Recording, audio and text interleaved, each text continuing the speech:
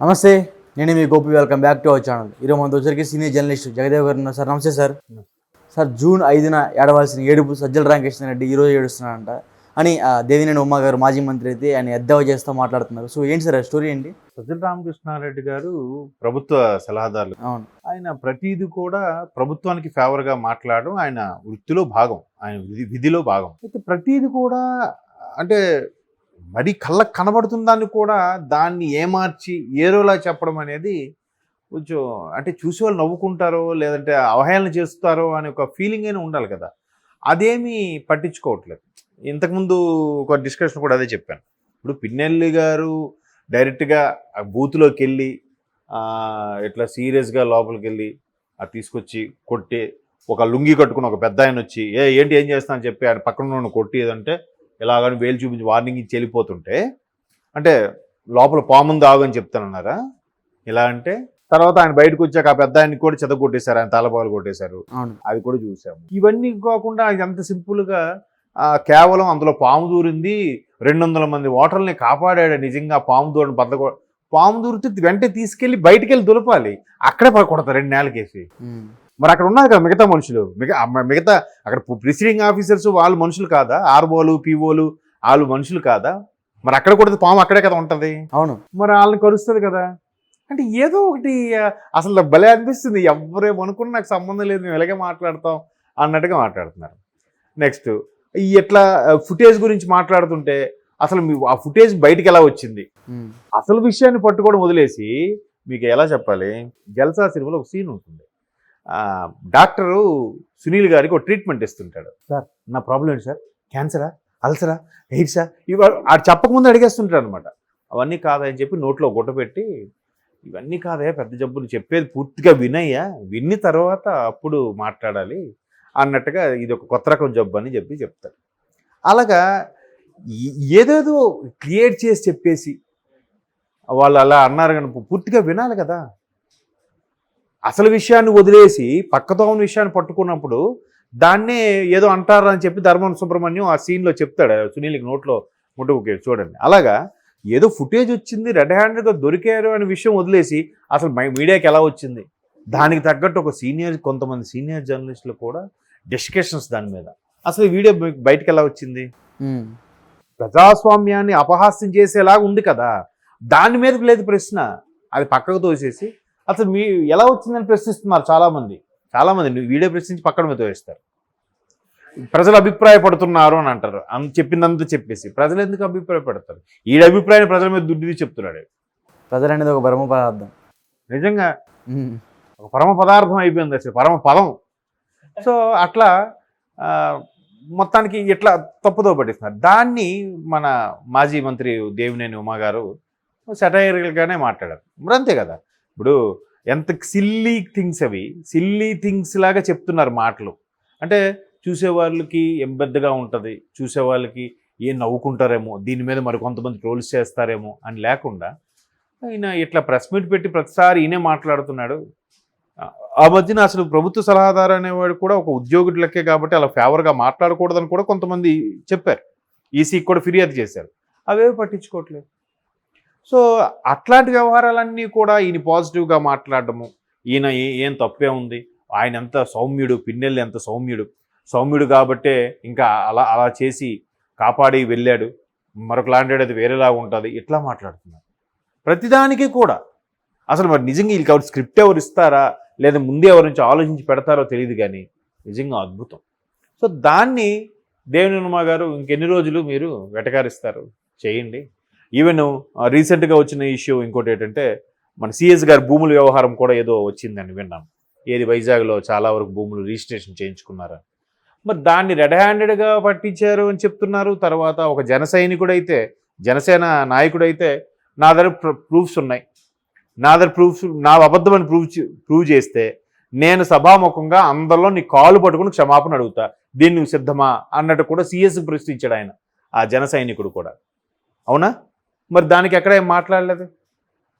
ఇంకా ఈ పోలింగ్లు ఇది కౌంటింగ్ సజావుగా సాగాలంటే సిఎస్ లాంటి వ్యక్తి ఉండకూడదు, ఉంటే ఎప్పటికైనా ప్రమాదమే అనే ఉద్దేశంలోనే ఈ మాజీ మంత్రి దేవినేని ఉమా గారు చాలామంది అభిప్రాయం కూడా వ్యక్తం చేస్తున్నారు. అసలు అందరినీ మార్చారు, ఈయన ఎందుకు మార్చలేరు? ఇప్పుడు మొన్న మేలో కూడా ఎప్పుడు మే 6నో 7నో 12నో 18నో శాలరీస్ పడే ఉద్యోగులకి పెన్షనర్లకి 1వ తేదీన టంచనగా పడిపోయిందంట. ఎట్లా?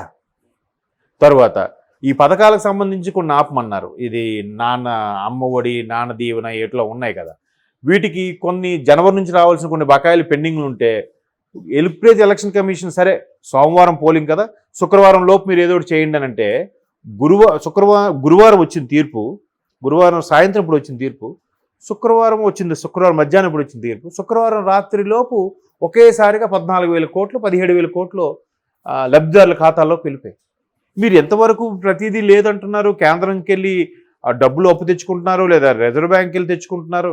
ఇప్పుడు మీ పథకం కోసం అనేసరికి ఎక్కడి నుంచి వచ్చాయి 17,000 కోట్లు? 14,000 కోట్లు.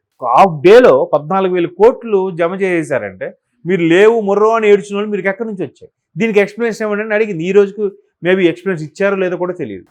ఇట్లా ప్రతిదీ కూడా ఇప్పుడు నేను నిన్న పోసారి గారు కూడా ఒక ఇంటర్వ్యూలో చూశాను.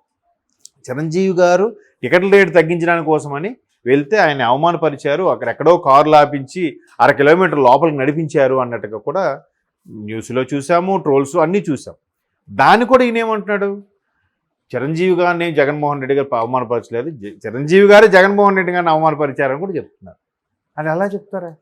అంటే ఏదో ఇప్పుడు ఒక ఆయన ఇలాగే అడిగాడు, సార్ మీరు ఎప్పుడు ప్రతిసారి చిరంజీవి గారిని పవన్ కళ్యాణ్ గారిని ఇట్లా నోటుకొచ్చినట్టు మాట్లాడి తిడుతున్నారు కాబట్టి వాళ్ళు మీకు ఎప్పుడు తిట్టలేదంటే మీకు తెలియదు, నాకు తిట్టాడు. ఎప్పుడు తిట్టారు? అంటే వర్క్ పరంగా తిట్టింది కూడా తిట్టినట్టేనా? వర్క్ పరంగా ఇప్పుడు ఒక టీం వర్క్ ప్రాజెక్ట్ చేసినప్పుడు ఎవడో ఒకటి మిస్టేక్ చేస్తాడు, లేదంటే ఒకటి లేటుగా వస్తాడు, ఒకటి ముందు వస్తాడు. లేటుగా వచ్చినోడు ఏం చేస్తాడు, నేను ఏమో లేటుగా వచ్చాను కదా 10 వరకు చేస్తాడు. ముందు వచ్చినోడు ముందు వచ్చాను వెళ్ళిపోతాను అంటాడు. వెళ్ళిపోయినప్పుడు ఒక ప్రొడ్యూసర్కి చెప్పాలా లేదా, అక్కడ బాస్కి చెప్పాలా లేదా? అలా ఎప్పుడో ఆయన తిట్టాడంటే దాన్ని పట్టుకొని చెప్తున్నాడు ఆయన. ఆ ఇంటర్వ్యూలో కూడా చూస్తే అది వర్క్ పరంగా చేసిన తిట్టు, నీకు వ్యక్తిగతంగా తిట్టలేదుగా, వ్యక్తిగతంగా దూషించలేదుగా. దాన్ని అంటే చెప్తున్నాను కదా, ఏదో ఒకటి ఇప్పుడు మీకు ఒక వ్యక్తి ఇష్టం అంటే ఆడి కోసం ప్రాణాలు ఇవ్వండి, పూజించండి. వ్యక్తి పూజిత తప్పురా అని చెప్పినా కూడా మీరు చేయండి, తప్పులేదు. కానీ ఈ వ్యక్తిని పూజించడానికి, ఈ వ్యక్తిని మంచివాడని చెప్పడానికి అక్కడ 10 మందిని దోషుల్ని చేయొద్దు, 10 మందిని మూర్ఖుల్ని చేయొద్దు. ఈడు మంచివాడరా అంటే జనరల్గా హ్యూమన్ సైకాలజీ కూడా ఏంటంటే ఎంతసేపు కంపేర్ చేస్తే మంచిదని చెప్తారు తప్ప స్వతహాగా ఆడు ఇంద్రుడు చంద్రుడు అని చెప్పలేరు, ఎందుకో తెలియదు. సో అట్లాగా ఈయనెవరు మన సజ్జల గారు ప్రతిదీ ప్రెస్ మీట్ పెట్టి చెప్పడం అనేది కొంచెం హాస్యాస్పదంగా ఉందన్నట్టుగా మాజీ మంత్రి దేవినేని ఉమా గారు అట్లా చెప్పారు. ఇది 5వ తేదీన పెట్టాల్సిన ప్రెస్ మీట్ ఇప్పుడే పెట్టి ఏడుస్తున్నాడు ఆయన. అంటే ఎందుకంటే ఆల్రెడీ ఓడిపోతానని తెలుసు కాబట్టి ఇప్పటి నుంచే ఇట్లాంటి ఏడుపులు ఏడుస్తున్నారు అన్నట్టుగా ఆయన వ్యాఖ్యానించారు. మేబీ అందరూ చూస్తున్నారు, అందరికీ అదే వాస్తవం కూడా అనిపిస్తోంది. ఇప్పుడు ఇంద్రజ గారు కూడా ఉన్నారు కాబట్టి ఆవిడ్ని అకస్మాత్తుగా పొమ్మని అనలేరు కాబట్టి మేబీ జబర్దస్త్ రోజా గారు చేస్తే ఎక్స్ట్రా జబర్దస్త్ ఇంద్రజ గారు చేయొచ్చు. అది కాక ఇంకా శ్రీదేవి డ్రామా కంపెనీ అని చాలా ఉన్నాయి కదా. చాలా ఉన్న నేపథ్యంలో ఒకటి వాళ్ళు ఒకటి వీళ్ళు షేర్ చేసుకునేది ఉంటుంది. బట్ అంటే ఓవరాల్గా చూస్తే ఆవిడ ఏం తిన్నారు, ఏం చేశారు, ఎలాగో ఓడిపోతారు కాబట్టి. ఎందుకంటే మొన్న ఆవిడ ఇచ్చిన బయట కూడా అలాగే ఉంది, నాకు బాగా ఇక్కడ ఉన్న వాళ్ళే కింద వాళ్ళే వెన్నుపోటు పొడిచారు అన్నట్టుగా, అందరూ టీడీపీకే ఫేవర్గా సపోర్ట్ చేశారన్నట్టుగా మన మాటల్లోనే అర్థమవుతుంది. మళ్ళీ 5 ఏళ్ళకి రెడీ అవ్వాలంటే ఈలోగా మళ్ళీ ఏదో ఒకటి చేసుకొని సంపాదించుకోవాలి, ఖర్చు పెట్టడానికి రెడీ అవ్వాలి కదా.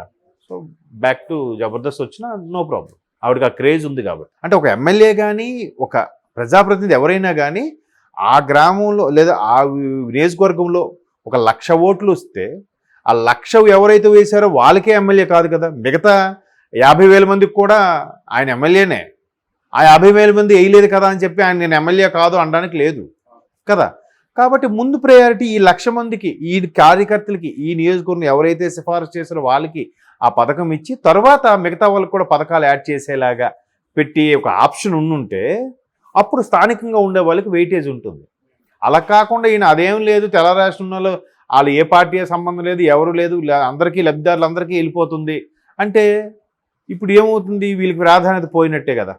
ఇప్పుడు స్థానికంగా ఉంటారు, ఇప్పుడు మీరున్నారు, తనున్నాడు, మన కెమెరామ్యాన్ ఉన్నారు, మీరున్నారు, మీరు నా పార్టీ, కెమెరామ్యాన్ నా పార్టీ కాదు.